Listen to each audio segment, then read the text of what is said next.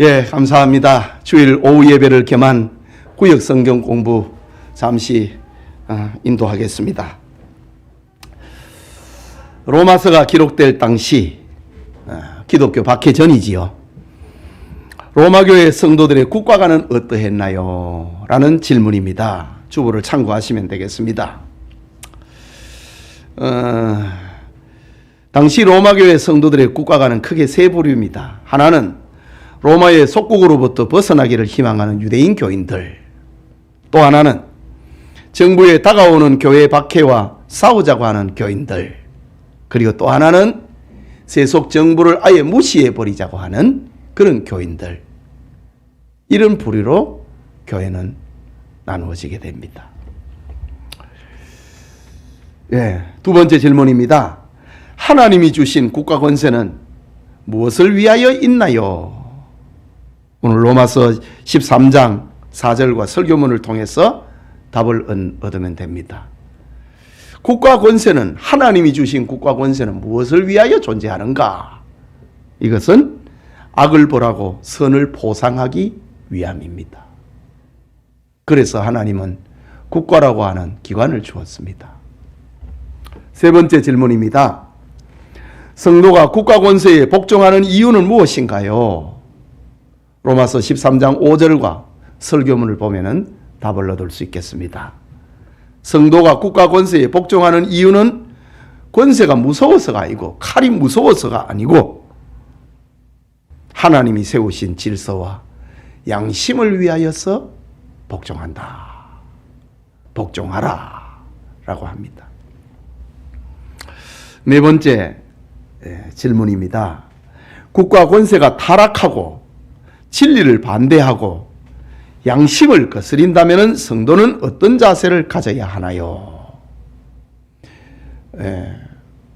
진리를 거스리고 양심에 반하는 그런 행동을 요구할 때에 성도는 어떤 자세를 가져야 하나요?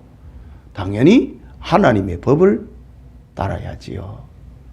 그러나 이것은 쉬운 일이 아닙니다. 하나님의 법을 따르면은 박해가 다가오거든요. 다섯 번째 질문입니다.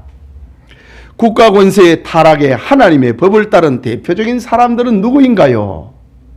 수없이 많이 있지만은 설교문에서 인용할 수 있는 그것만 몇 가지만 찾아보라 라는 질문입니다. 세 가지를 찾아보라고 했지요.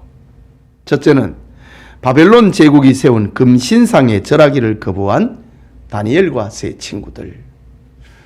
하나님의 계명과 반하는 일을 요구를 했을 때에 하나님의 법을 따랐던 사람들이 누구인가? 바벨론의 느부갓네살 왕이 두라 평지에 큰 금으로 만든 신상을 세우고 북소리와 더불어 거기에 절을 하라고 했을 때에 절하기를 거절했던 사람이 누구인가? 죽음을 무릅쓰고 다니엘과 그의 세 친구들입니다. 또 하나는 로마 제국의 황제 숭배를 거절한 사도 요한과 초대교회 성도들입니다. 황제를 신으로 만들고 거기 앞에 분향을 하고 주님의 이름을 욕하라고 하는 말 앞에 사도 요한과 초대교회의 성도들은 하나님의 법을 따랐습니다. 물론 배도자들도 많이 있었지요. 그러나 그런 사람들은 역사의 기록에 의미가 없는 것이고 사도 요한과 초대교회의 성도들은 하나님의 법을 따르게 됩니다. 또 하나는 우리나라에서 찾아볼 수 있는 거지요. 일제강점기에 신사참배를 거절한 순교자와 추록성도들. 이 추록성도들은 바로 우리 고려파 교회의 조상들입니다. 하나님의 법을 따른 사람들이다. 여섯 번째 질문입니다. 2000년 교회사에 나타난 교회와 국가의 관계를 나타내는 다양한 견해는 무엇인가요? 교회와 국가의 관계를 이야기하고 있는 교회사에 나타나고 있는 다양한 견해들에 대해서 한번 말해보라라는 겁니다. 설교문에는 자세하게 쓸려 있지만은 답만 찾으면 되겠습니다. 첫째는 교회가 국가를 지배하는 로마 가톨릭 신학입니다. 중세 천년이 교회가 국가를 지배했습니다. 그게 신학입니다. 그러니까 부패할 수밖에 없지요. 두 번째는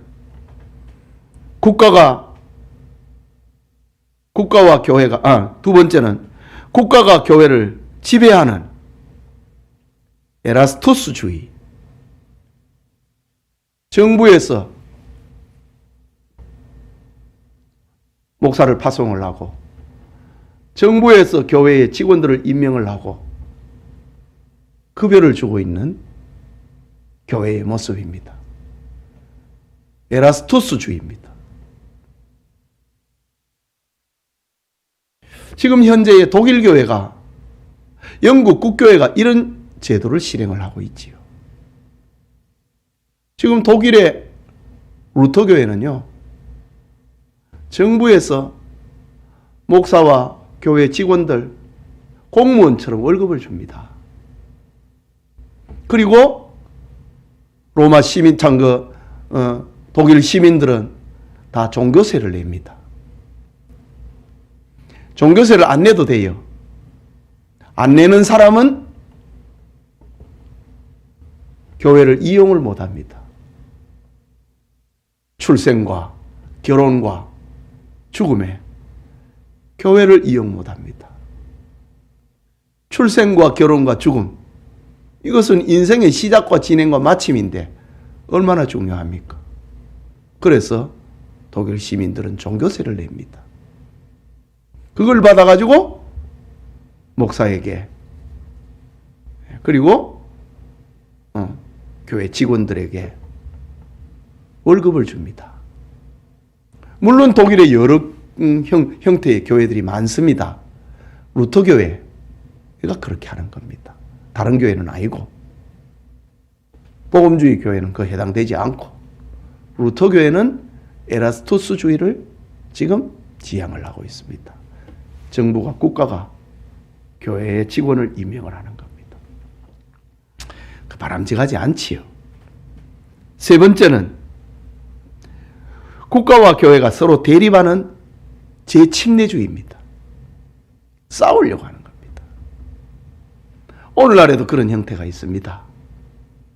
나는 전쟁 안 간다 이거지. 집총 거부. 여호와의 증인들이 그랬죠. 공무원 안 합니다.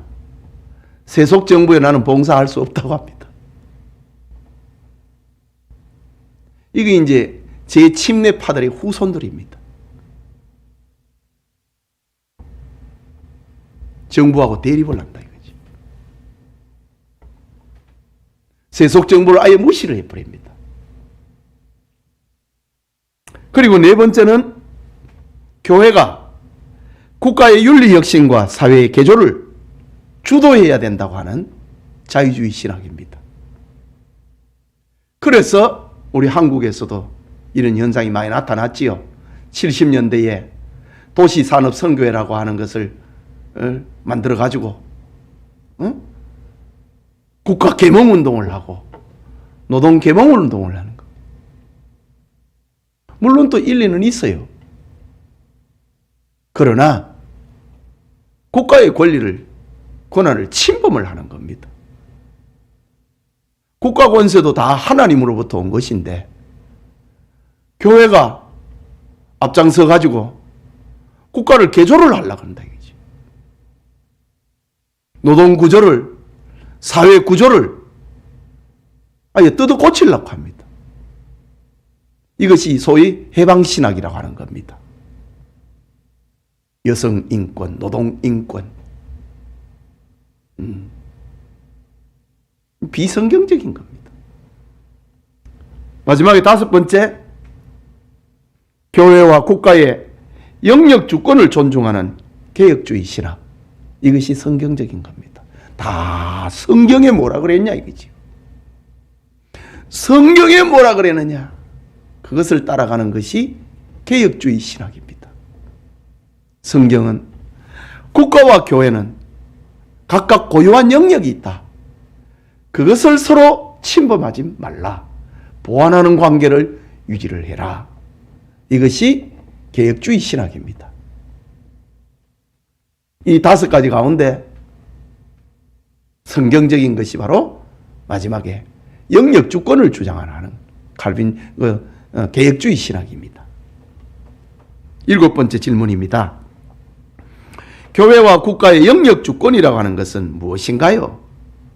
로마서 13장 1절과 마태복음 22장 21절 가이사의 것은 가이사에게 하나님의 것은 하나님에게 영역 주권이거든요.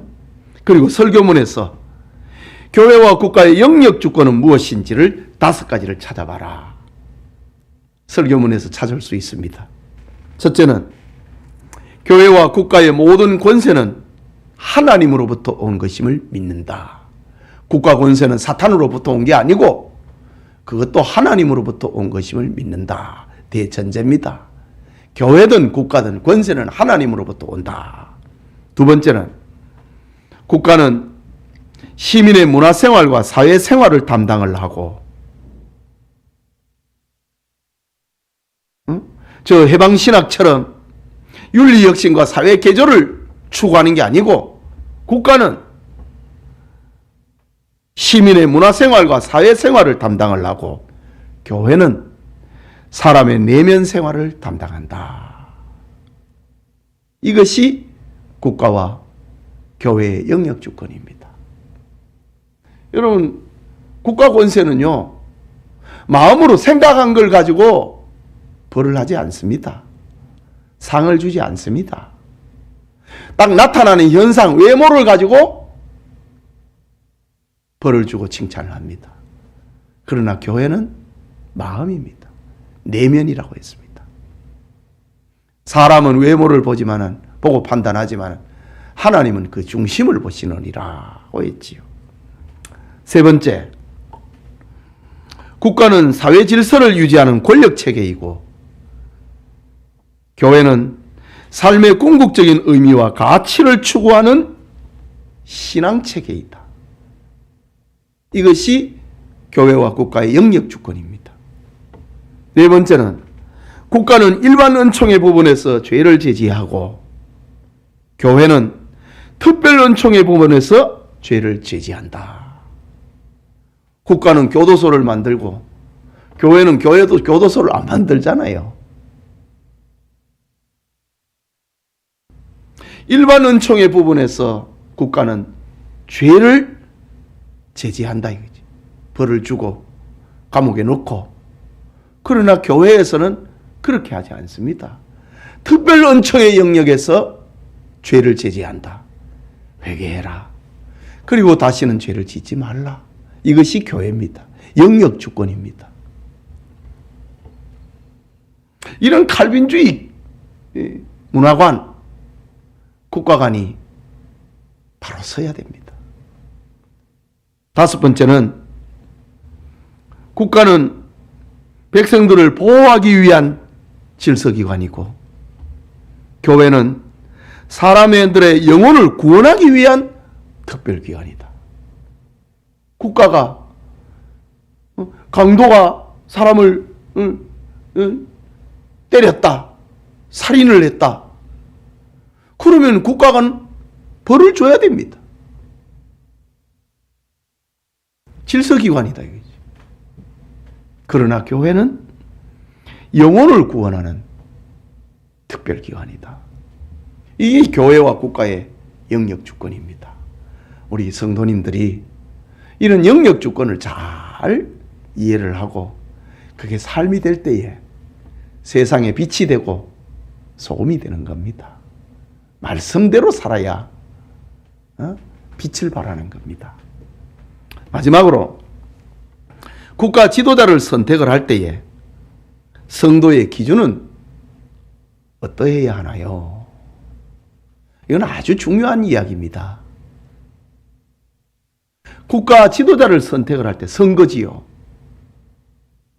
성도의 선택의 기준은 어떠해야 되는가?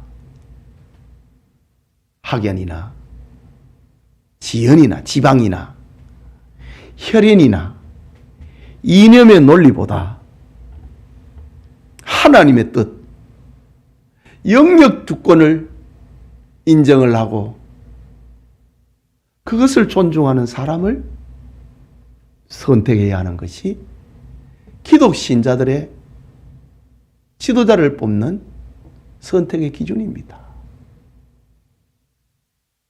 오늘 이렇게 예배를 드리면서 우리 참회의 기도를 하면서 제가 이런 기도를 했지요. 지난주에 교회와 국가라고 하는 영역 주권의 말씀을 받았는데 우리의 연약함 때문에